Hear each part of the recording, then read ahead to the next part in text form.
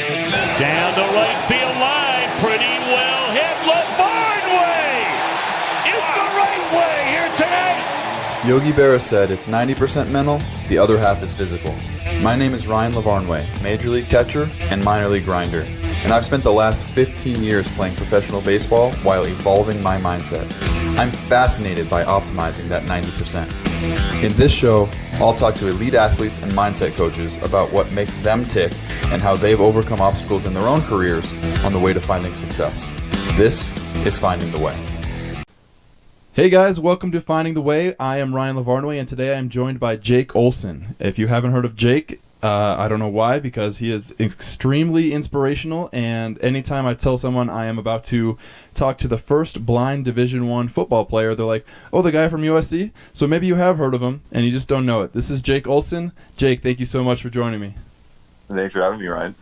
Like we were talking about off air, I do not want to focus on your disability of being blind, but I do want to set the tone because you might be the first blind person that I have really had like a full interaction with, and we had some technical difficulties that were totally my fault the first time we tried to record this podcast, and I found myself kind of tripping over my tongue of like, oh, I can't really see you on the Zoom, and then I was like, oh shit, he can't see me either, and then I was like, well, maybe I could text you, and I was like, well, I don't know how he sees texts. Do you find that people have a little bit of awkwardness when they first interact with you for the first time? Sure. Yeah, I mean, you could definitely tell people are walking on eggshells or feel like they have to watch what they say. I mean, I appreciate where the heart's at in that, but I don't think that's like the best way to learn, or to I never want someone to be afraid that I'm like, okay, if you do something that offends me, like I'm not in the space where like I'm gonna hold that against you. It's not it's not like you're doing something malicious where it's like, oh, I'm gonna say this just to piss them off, right? Like it's okay to make mistakes if that's the case. But for me, I don't really even notice when people ask. Like a lot of people are always, the biggest one is like, well, did you watch that movie? And then they're like, oh, I mean, it's like, dude, like that's just a normal question, right? Like I know it says I know you're saying watch that movie, like you're watching, like seeing it, but like, yeah, I understand the question means just like, did you experience that? Like, did you see that movie? Like, it's not like I'm not taking that literally, right? So yeah, man, I'm not the type of guy who usually gets all up in the arms about that stuff, anyways. So if you haven't checked out Jake Olson's social media profile, you are a funny dude, and you really are engaging and humanizing especially on your Instagram. He's at Jake Olson 61. But you do a little video series where you are the blind referee, and you talk about how NFL referees are the worst call of the week. You had a little series on that, which I think are awesome. Go check them out if you haven't seen it. And you also did a series, the hardest things to do as a blind guy that you've never heard about. And yeah, you did 3, 2, 1, but I couldn't find number 1. Number 3 was toothpaste. Number 2 was plugging something into an outlet. I couldn't find what is the number 1 hardest thing that you wouldn't think about. Man, I honestly, I can't believe I didn't put plugging an outlet as number 1. That's like especially if the outlet's behind like something. I mean, it's a nightmare. But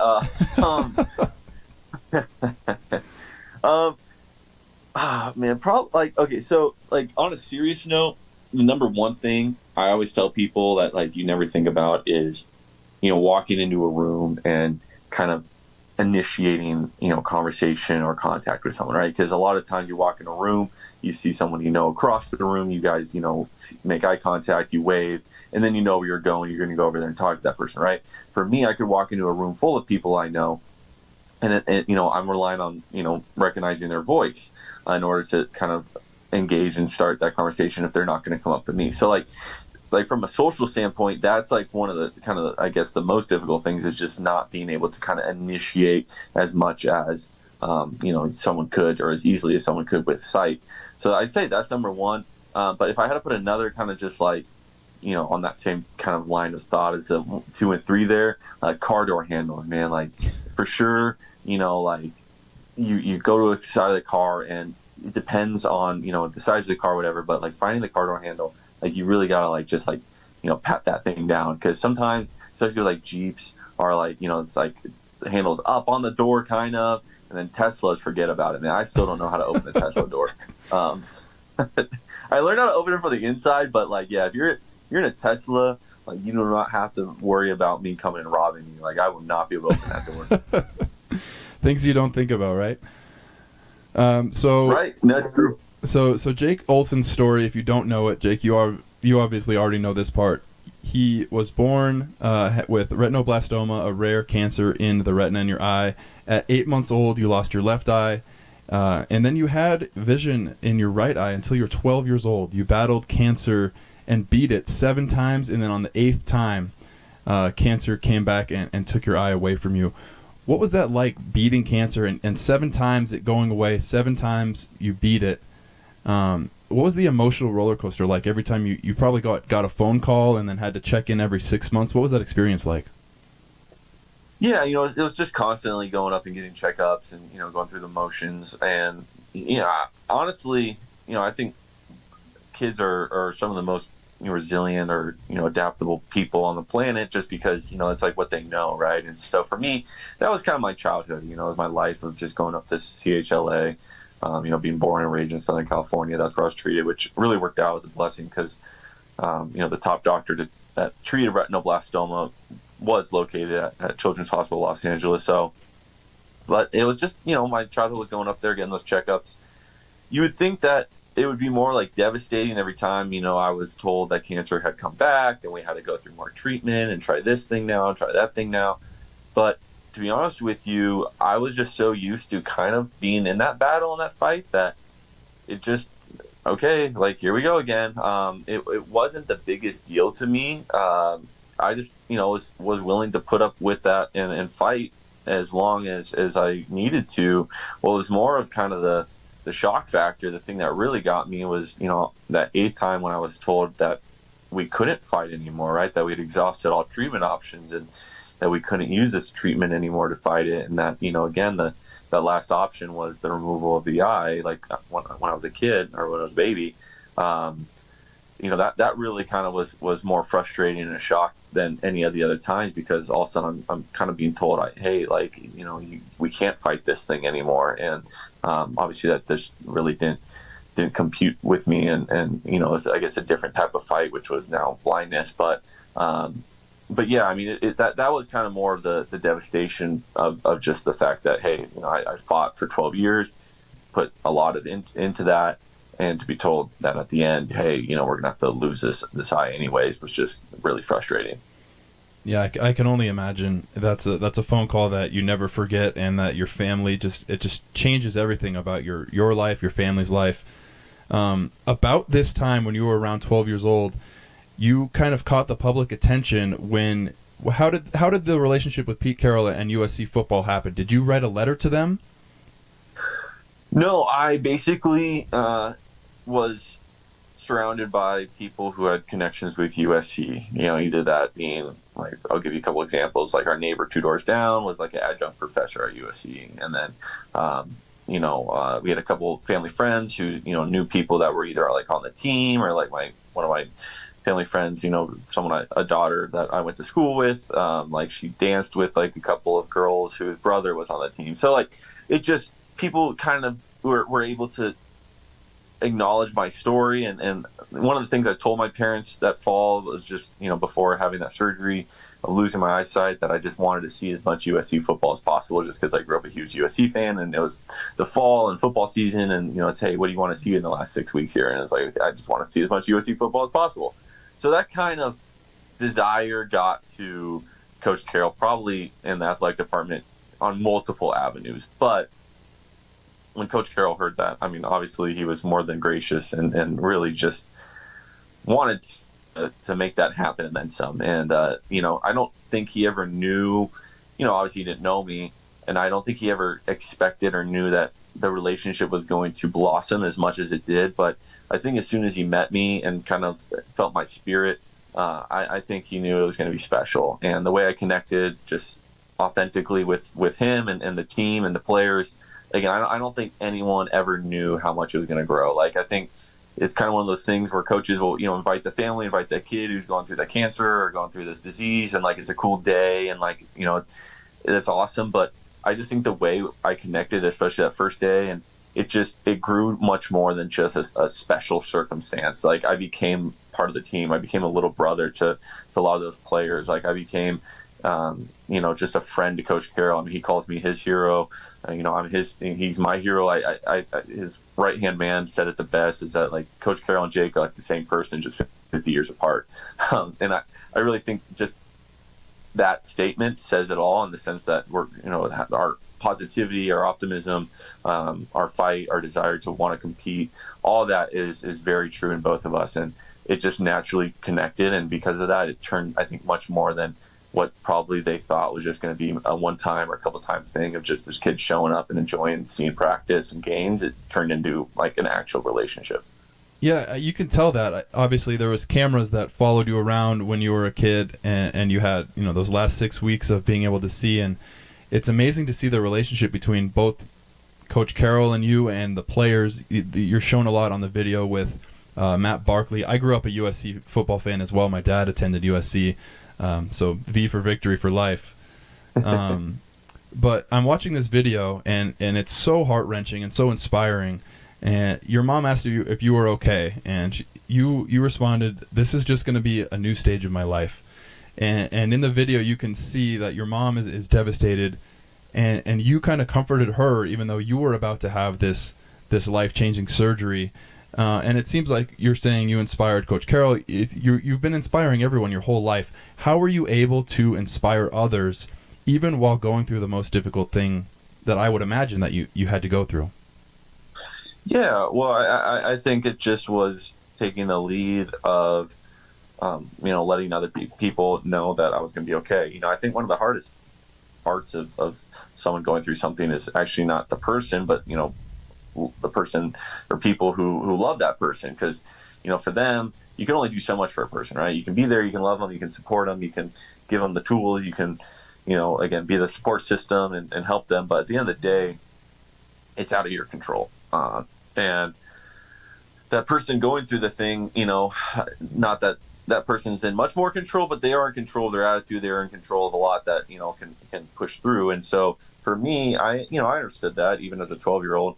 And so it's like, hey, I'm like, I just want to let them know that, like, I'm going to be okay. I'm going to, not let this stop me. I don't know what that necessarily looks like, but I'm going to take that, mindset to this. And I think, one, that was for me and just the life I wanted to live. But two, it was, for my parents and people who love me, and just wanting to give them the peace of mind that, hey, like, they don't have to worry about, what if Jake just, curls up in a ball and doesn't achieve anything? And what if, we have to take care of him the rest of our life? And what if, like, he's this, what if he's that? Like, I didn't need them worried about that too, right? Like, I'm sure they were already freaking out that their son is going through this and everything. So, to kind of give them that peace of mind was just, made that decision even more concrete. So you inspired your parents, you inspired Coach Carroll, you had the surgery to remove your right eye, and now you're completely blind. What was that like, as someone who has seen my whole life, and you had vision until you were 12, and then they removed your eye? Does it feel to you like your eyes are closed? Do you see black? What is that experience like for you? Yeah, so you don't see black because like, seeing black is still seeing, right? If you went into a dark room and you couldn't see anything, like, you're still that statement, I can't see anything. Like, you're still seeing, you're just not seeing anything. Right. So to be blind, is to actually, to not have that vision anymore, is to not really see. So basically it's just your mind's eye at that point, right? Like, just kind of almost like if you were to imagine, what you dreamt about last night, or if I told you to picture, like, camp as a kid, like, what would that look like? And it's a little more vivid than just like your memory, but like it's a lot like that. The other thing that I never thought, when I was having to find out I was going to go blind in, that 6 weeks, like, I thought I was going to have to picture things a lot more, right? Like, oh, what would this look like? What would that look like? And there's a lot of times in the day where I'm just, you forget, like, not that you forget you can't see, but like, you just forget that, like, it's something that, is like part of life, I guess, just because it's not there. So like I'm just so focused on what I'm hearing or like what's going on and ascertaining what's going on through my other senses that, there's not a lot of times where I'm like, hey, what would this look like right now? Or like, oh, I need a picture what this is looking like. Like, yeah, there's sometimes, right? Like, there's sometimes, but like, I don't know, it's just not as much as you would expect. So I thought that was interesting. But yeah, I mean, it definitely is. It was a weird thing, but like I think part of going through cancer as a kid and depending on the treatments we were going through, there would be times where I just would have really bad eyesight and there'd be other times where I had decent eyesight. But because of that, I think my body really did learn how to start using the other senses, like my ears to know kind of where space is and orient myself. And so, a lot of times, like if I know where if I'm in a space where I know how the layout and everything, and I can, hear for things, where walls are and where openings are, and like my apartment building, right? Like I'll walk around there without my cane just because, or my guide dog, just because, if I'm walking to the gym, like I just know where I'm going and know where to turn because I can hear the hallway open up. Like there's things that you just use that you, I don't know, you have to develop and your body uses to make up for the lost sense. But I think I'm probably ahead of most people who are going blind just because like my body did that as a kid. And like I said, kids are so adaptable. I think that was a really, a blessing in disguise that after I went blind, I'm like, oh man, like my body already kind of knows how to do this to an extent. Wow. That's so interesting. So let's now transition into your football career. You had played as a kid, and then as a junior in high school, you decided you wanted to play again. And you were quoted as saying, "Truthfully, I sort of sucked when I got started." Yeah. How did you get to motivated to get back into it? And what was your thought as far as how far did you think you could take it? Did you ever think you'd be snapping for the Pac-12 winning USC Trojans in 2017? Yeah, so I love football, right? I mean, growing up in Southern California, I loved USC, clearly, and then just loved the game and was playing flag football in middle school, and was probably would have started playing Pop Warner and tackle in the next year or two, but then seventh grade is 12 years old was when I went blind, and that kind of threw a wrench in things. I played flag football in my 8th grade year even after going blind, but I was the center and kind of could snap the ball and shotgun and kind of block the person in front of me to an extent, like it, but it's it's like flag football and in middle school it's not that big of a deal, right? Like, so when I went to high school, I went to Orange Lutheran, which plays in the Trinity League in California, Southern California. So we get to play every year in our league, teams like Mater Dei and St. John Bosco and Servite. So the top teams in all of America. I would venture to say, and I don't think there's much of an argument, that the Trinity League is probably the most difficult high school football league in all of the country. And so that was real tackle football. I mean, that was, the highest level tackle football in high school. And so I went in as a freshman and just basically admitted, hey, this probably isn't going to work out. Like, I can't be a center anymore, even though I was pretty consistent shotgunning the ball back there to the quarterback. And obviously if he was under center, like that's pretty easy to snap the ball back. You don't need a C to do that. But, as a center, you're calling out the Mike linebacker, you're calling out different protections. Like obviously I couldn't do that, right? Like I can't see where number, 54 is on the field to call out, that's the Mike. So I knew that, did play, but Friday nights would go to the games and would just kind of like be kicking myself, right? Like, man, like what could I do? Just thinking, could I be a manager? Could I participate? I really want to play football. Again, this is a game I love. And finally, after talking to my friends who were on the team and everything, I was like, man, is there just any way? Like, I really don't want to look back on my high school career regretting not playing ball, right? Like, I'll have the rest of my life thinking back about high school and being like, shoot, I just really should have played football. I didn't want that to be me. And so came upon the long snapping position, which was this position, again, snapping the ball. So like I kind of did as the center, but this time you don't have that same blocking responsibility. And so basically, I went down like the end of my sophomore year during spring ball, like right before school kind of got out in May. I went down there one time and basically was like, yeah, I know how to snap the ball. Like I can do this. And I tried with the one hand, like I was, a center, and I could kind of get the ball back there pretty good.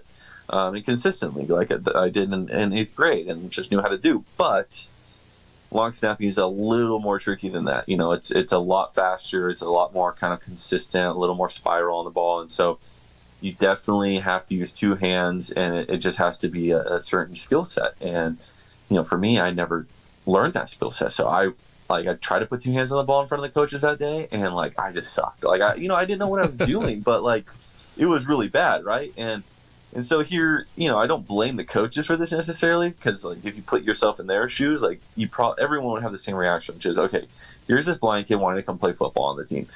The coaches, they have to be competitive, right? Because of the league we play in, so their jobs are on the line, right? The way they put food on the table for their families is by coaching. So they don't want to make fools out of themselves and just accept this blind kid and hey, yeah, well, this, that, whatever.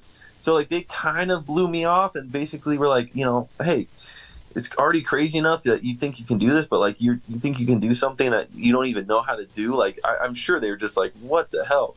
So they kind of pushed me aside. But there was this one coach who basically said, hey, if you want to learn how to long snap, I'm not promising you'll ever see game time. I'm not promising you'll ever get it or whatever, but at least I'll show you the technique in which you can, learn how to actually do this. So I said, sure.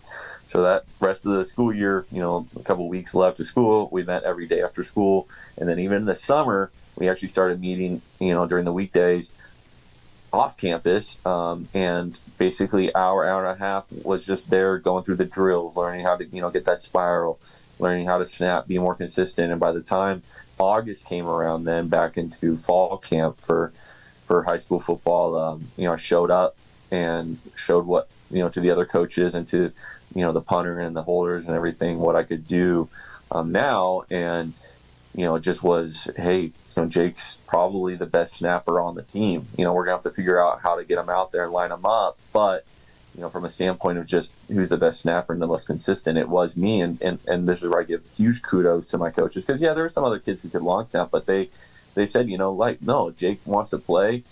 He has going to be a little different. We're going to have to figure something else out. But we're not going to just simply, put someone else out there because they can see. We'll make it work with you, and so long as you can do your job. And that kind of was the deal for my junior and senior season. So I started, as a starting long snapper on varsity, and it just was honestly the best memories I have in high school.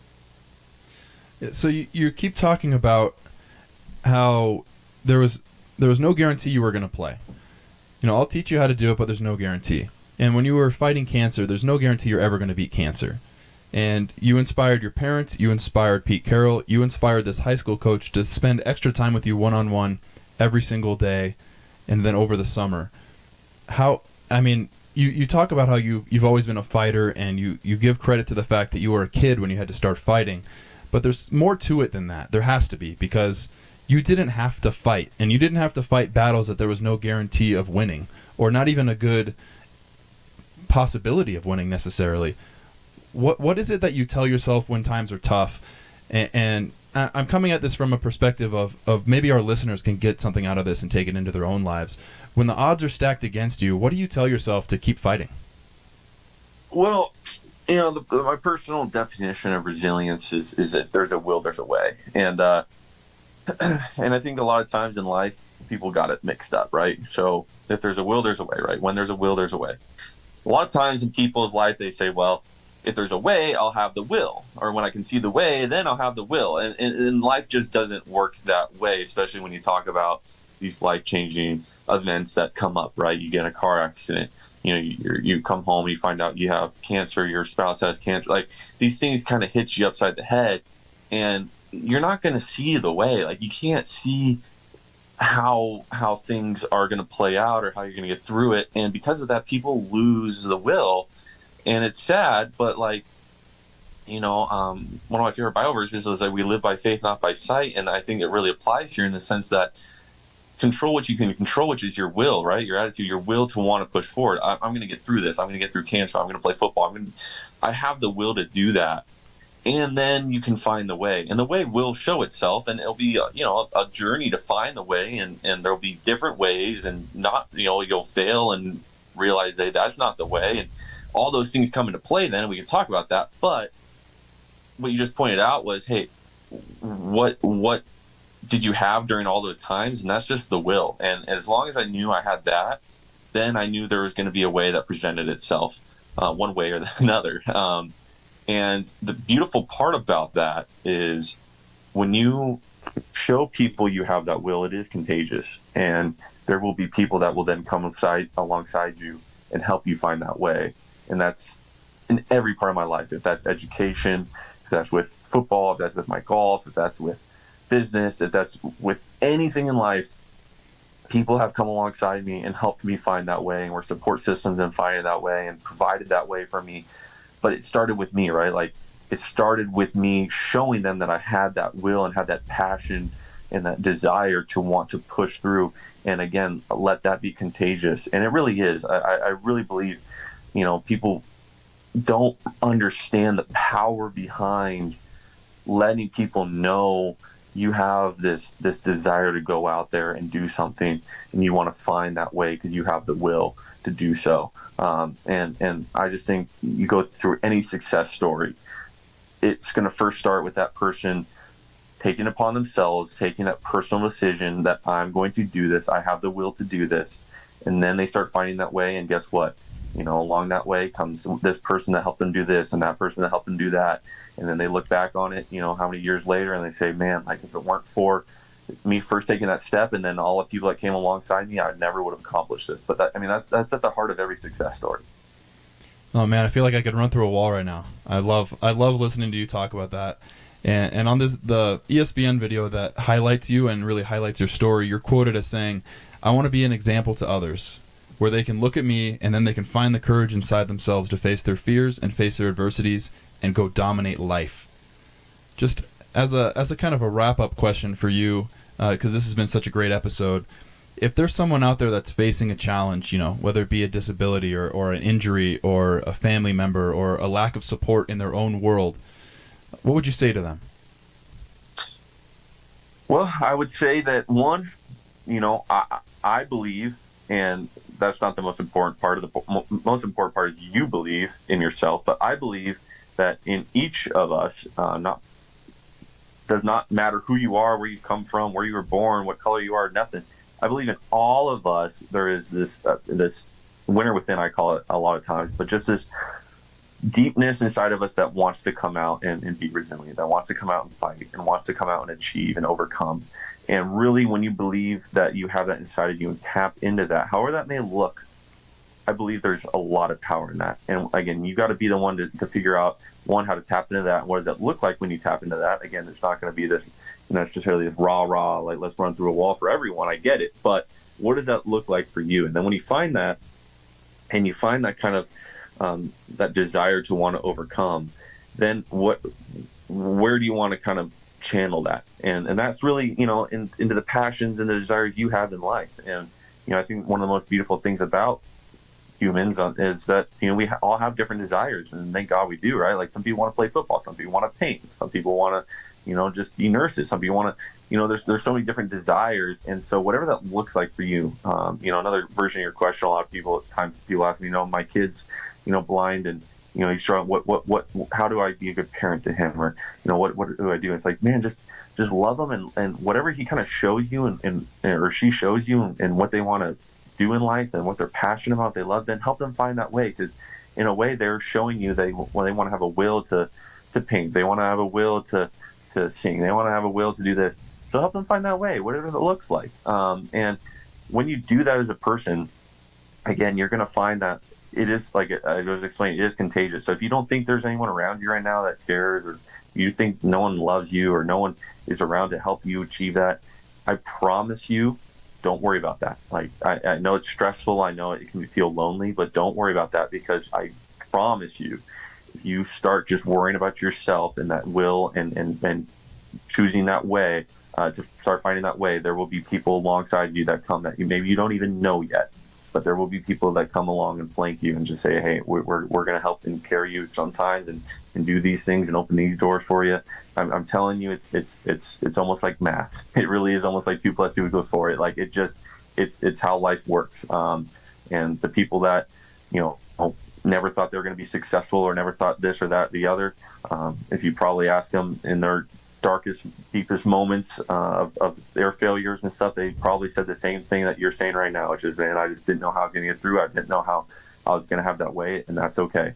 Like I said, we live by faith, not by sight. So have the faith that you have inside of you to keep pushing forward, and that you are loved and supported. And it's probably maybe even by people you don't know yet. Just have that faith in that, and I promise you, you're going to look back and just be like, wow, I've accomplished something that in that moment I never even thought was possible.